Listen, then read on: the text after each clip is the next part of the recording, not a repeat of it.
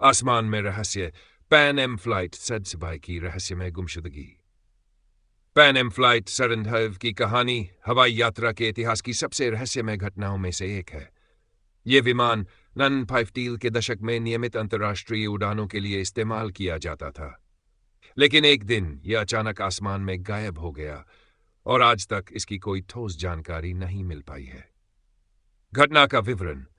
Pan American world Airways की flight 705 ने निर्दिष्ट दिनांक को गंतव्य के लिए उड़ान भरी। यह विमान यात्रियों और चालक दल के सदस्यों से भरा हुआ था। मौसम साफ था और किसी तकनीकी खराबी की कोई सूचना नहीं थी, परंतु उड़ान भरने के कुछ घंटों बाद विमान का एयर ट्रैफिक कंट्रोल से संपर्क टूट गया। खोज और बचाव अभियान। फ्लाइट गायब होने के बाद व्यापक खोज और बचाव अभियान चलाया गया। जहाज, विमानों और सैटेलाइट की मदद से क्षेत्र को खंगाला गया, लेकिन कोई मलबा या संकेत नहीं मिला। कुछ चश्मदीदों ने दावा किया कि उन्होंने आसमान में अजीब रोशनी या धुएं के निशान देखे, लेकिन इन दावों की पुष्टि कभी नहीं हुई। संभावित सिद्धांत। फ्लाइट 705 की गुमशुदगी को लेकर कई सिद्धांत सामने आए हैं। 1. तकनीकी खराबी या दुर्घटना।